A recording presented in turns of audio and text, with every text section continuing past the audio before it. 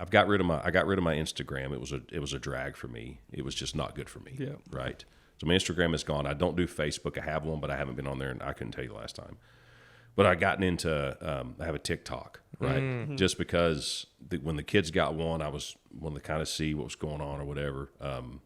Kids, they're grown, but I can kind of control what I watch and what I see and things like that. Okay. You know, and there's this little girl on there. I say girl, she's a young woman, and she cooks. I don't know if she does. I think she just does it in her kitchen. And I don't know how many followers she has, but I'm enamored when she starts cooking. I'm just like, oh, I want to cook that. You know, it gives me ideas and things like that. I don't get how that works. For a guy like me, I can't. If my kid came and said, hey, I'm making, you know, X amount of money being an influencer, I'm like, huh? What does that mean? Well, you only need, and that's the thing, there's so many, like billions of people in the world. You only need like a set follower group of like 1,000 people like that would pay you like $5 a month or whatever it is, you know? Well, and you see those influencers who travel, and most of that stuff's sponsored. So they might not be getting, you know, necessarily money, but they'll go, you know, travel to Costa Rica and get a week's vacation. Everything's paid for. And they're vlogging the whole time. They're giving a review for whatever business that they're going into. Maybe I could just read children's books, The Three Blind Mice. You know, something with the voice. Just do voiceovers. Just do voiceovers or something. I mean, there's got to be money in that, right? Oh, yeah, you could. Hey, we'll talk. That's crazy. Jackson's gonna hire you on to do the intro for this show. There you go. If you stay after, do the intro. That'd be sick. That's a good point, though. You're giving praise to the younger generation, kind of using the social media as a tool versus even me. I've noticed like I want to ask you about what about Instagram you didn't like? What was it? So look, I'm a grown man. I'm a man. There are things out there that all men. Everyone has a different vice, right? And I can follow who I want to follow, but there are things that would pop up that I just didn't think I needed to look at. You know what I mean? And it's a distraction, and it's the enemy. It's the enemy. So I'm a Christian. And I believe in that, and that's my belief system is Christianity. So I try to do the best I can, but we are human. We're fallible by nature. So there are things, and the enemy. And I don't know if you want to go here on your podcast or not, but let's do it. But the enemy knows what your thing is, yep. And us three sitting here as grown men could be three different things. Could be the same thing. Mm-hmm. But the enemy never tires. He never gets tired. He's always trying and getting and searching and fishing and trying to hook you and get you distracted, right? And there were just things I could flip through and cooking and these grills and this, and then there's that. Yeah. You know, and it's like, and I told my wife, you know, I said, I just got to get rid of it. And she was like, well, you had to click on it to see it. I go, I know. And I would click on it. Yeah.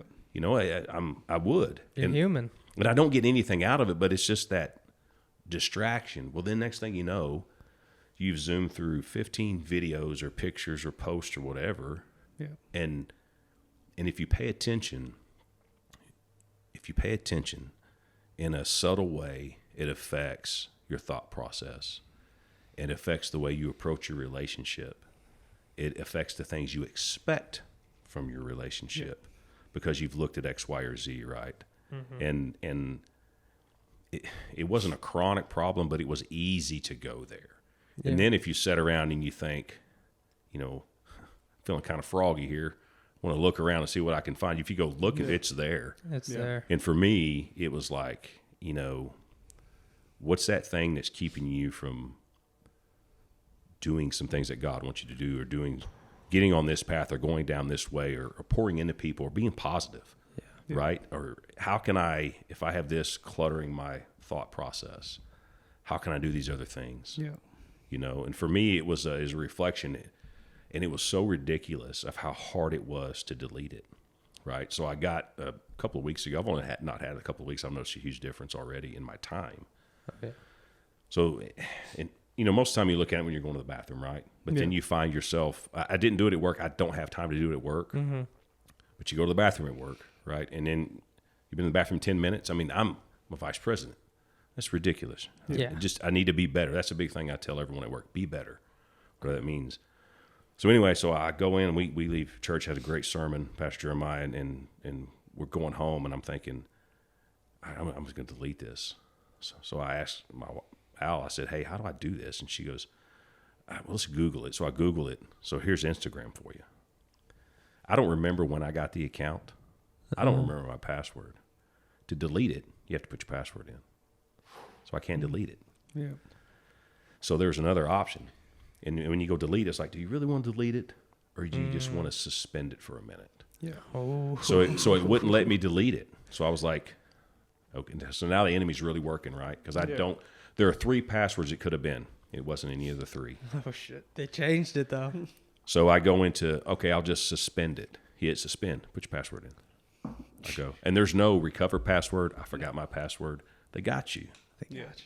So my only option was, which is fine, is go to my screen on my phone and just delete the app. Yeah. Yep. So it's still floating out there, whatever it's doing. I don't know how to get back in it. I don't even remember my handle, whatever that was, whatever I was called in there. I think it was just my name or something like that. But that's what you got to be careful of. Wow. The enemy knows what your hook is, if you will. Yeah. And it's going to keep you there. And if you get lazy, if you lax, if you just turn the other cheek and think, if I thought, well, I'll just delete it tomorrow. Well, then tomorrow I'm back on it and I'm surfing through there and I'm looking at stuff. That was powerful. Yeah. We're going to clip that one. Yeah. I've noticed that too. It's for me, it's kind of like keeping sweets around the house or in the pantry. Mm-hmm. It's always there, Yeah. But you just got, for me, I just had to get rid of it. Yeah. But I've noticed that with Instagram, man, there's things like that you see that I like how you described it being evil. Mm-hmm. And in terms of like good versus evil, and it's trying to get you to go away from God in that aspect. And I want to put it into the rest of your life too. If you have a role at your job, at your occupation, at your profession, and for me, I have a lot of young people under me. Right, I have some people my age, some people older. How can I go into that in a positive way with a jaded mind? Right? How can I spend time doing this when I'm telling everyone to be better? And don't get me wrong, it wasn't this chronic, but for me, it was bad enough for me to get my attention. Yeah. And that's different for everyone too, right? yeah, their tolerance too. Everyone's tolerance, but I think you have to be aware of things in your life that are negative and that get you off the path of where you want to be, because we all want to go somewhere, right? You all want to accomplish something. So if there's something that gets in the way of that goal, you have to evaluate that. Go, is the goal wrong, or is this thing really hindering me and gonna hold up what God has for me? And that's tough for people to do, is to look at inward. Yes. Yeah. And really evaluate themselves on that. But I wanted to ask you, so TikTok doesn't give you that same No. jolt of sex or whatever it is? I haven't noticed it yet on there. Because it was so funny, because the things I followed on Instagram, I didn't follow any of that stuff. Yeah. But there was someone that I followed that stuff, and that's what I noticed. Because back when I was a personal trainer and I was big into fitness and all these things, I followed all these personal trainers. I really saw that pop up. Okay. Right? Because that's that lifestyle. Right? But as I got rid of all that and got into other stuff, it was still just always there. And the search, like you get on your Instagram, you hit search, pop that thing open. Whoo. Yep. Oh, yeah. I didn't have to. I mean, it's like, wow. Yep. Like, where did that come from? That's the black hole. And then what do? You go, click. Yep. It's tough. And do you think so? I mean, have you seen The Social Dilemma? No, I've heard all about it, and I totally believe it. Yeah, you already know what it's about, because that's how they design the apps and to keep you on it longer. But there is no ethics in that. There's not. And that's exactly what they're trying to do. They're going to get those sell, hooks. man. No, they don't. Ethics don't make you any money. I think. You don't think so over the long term? I do think so. I'm just talking in terms of that. Kind of a snide, underhanded comment, really. But sex sells. Yeah. Yep. That's right. Fame sells. Celebrities sell. All these things sell, right? Just being better, going to work every day. There are guys out there now, I think, monetizing that. Being good and pouring in positive teaching and affirmation, all these kinds of things. I think that's got a place now, especially on TikTok. So you run across these guys that are, speakers, motivational speakers, whatever they are, and some of them have a really good message, but they're all speaking to somebody. That's a good thing. Yes, I agree. But for me, the other was just it just bothered me so bad. Yeah, because people will say that, it's the algorithm is just catered towards like what you're into. And if you actually only follow like business, like positive mindset, masculine stuff, like you're only going to see that, but not the case. That's not the case. Like they'll throw in that stuff. And that's interesting because I'm not on TikTok.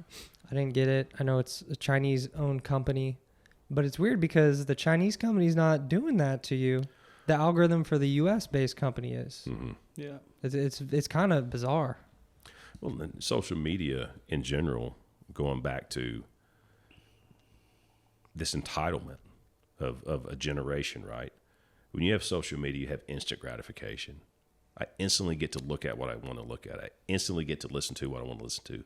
I get everything I want when I want it right then. Yeah. Right? It brings me satisfaction and pleasure, and that's the way it should be. Well, I'm sorry, but in my opinion, that has flowed over into other things. Like the people I've interviewed. It's just like, where did this come from? Who told you were a princess? Yeah. Oh my goodness! What? I mean, it's just like it's this instant gratification need to be included, to be accepted, and they get all that. And look, this is just soapbox from an old guy, right? No, this is fascinating. No, I agree. I mean, I feel like social media is almost glorified not working. 100%. Not putting in the work to earn. And, I feel like there's a side of TikTok that I'm on, and, you can get on the good side of TikTok, and you're right. It will still pop up every once in a while because that's what sells. But, I feel like you can get on that side and you'll see people who put in work every day and, blue collar stuff, roughnecks, mechanics, stuff like that. And, that's the side of TikTok I like being on because A, they're funny as hell. And B, it's just not the same thing over and over again. That's what sells. You get on TikTok and, there's a trending dance or something and you just scroll through and there's 75 people doing the same thing over and over. Yeah. Where's the value in that?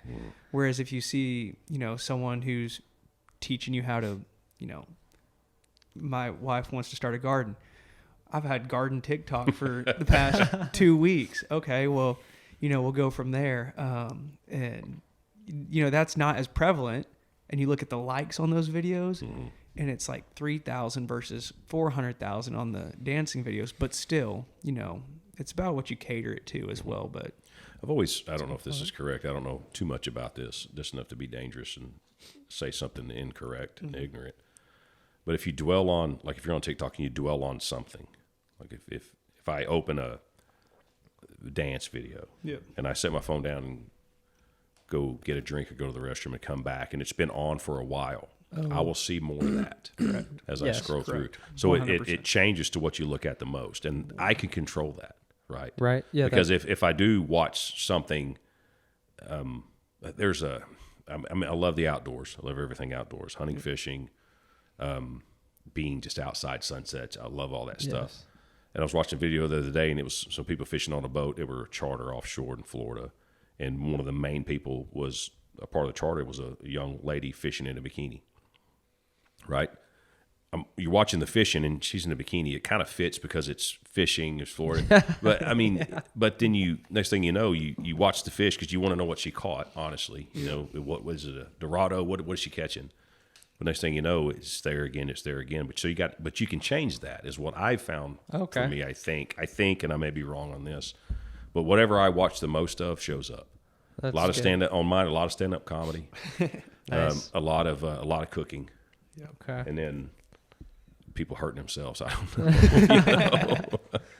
know. That's good to hear. And yeah, Instagram is the complete opposite. And what I've heard people talk about this where the filters nowadays that's going on with girls, you can have a filter and this girl could not have any makeup on. It puts makeup on her. It like exaggerates all the features. They call that catfishing or something like that. Catfishing. Exactly. But people are doing this with artificial intelligence. They're creating avatars that look like humans, and they're creating like whatever the perfect girl is for you, right? And then they're playing there's getting these girls to do these like dances, and it's like up close, it's like sexual, and it's just so I don't know what the word is, but it corrupts you, you know, and because it appeals and it pulls you in. Yeah, it really does. And it's that hook. And it's that hook that gets you, right? It's crazy. And if you're weak, it's gonna pull you in. Exactly. I mean, if you're not. Exactly. You fought with your girlfriend that day. It's easier to watch that. Yeah. Yeah. I mean, it's dark, and I think, like you were saying, if you really just focus on what you're into and you stay focused on that, have discipline, you know, I think people can get easier said than done. Yeah. And I think Right. as you stay in that discipline, because I think, man, I know I need more discipline. That's why I started doing ice baths again, and trying to do stuff that just mental strength, right? Yes. And doing things that keep you in the pain cave, keep you in that uncomfortable place. You know, get comfortable with the uncomfortable, right? But as you develop that discipline in your everyday routine, whatever that is, it's different for everybody. It makes resisting those things easier, I think. Yeah. Wow, that's great advice right there.